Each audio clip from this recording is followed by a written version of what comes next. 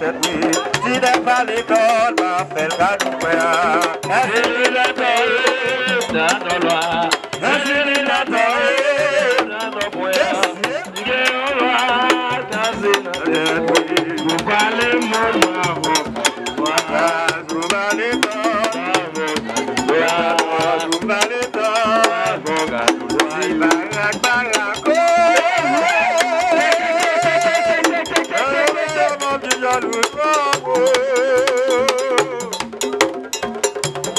et les baraques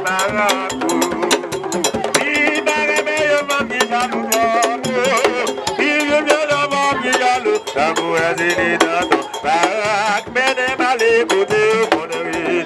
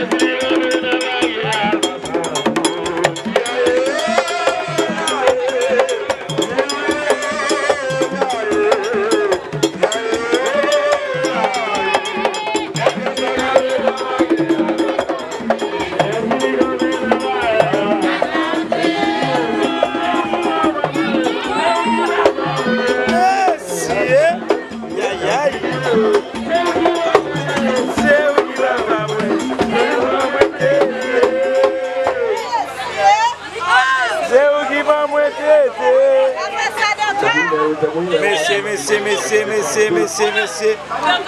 Pas oublier ou par l'autre côté, on a mon force et Mac, mes amis, spécialement dans la Tibonite, Kai Ougan Emile, dans Bala et Saint-Anne. Pas oublier abonner, partager channel ça, on va faire ça chaque mardi, on va et jeune dans matin et puis vaudou dans après-midi. On va dire comme ça nous merci. Mais Ougan, ça c'est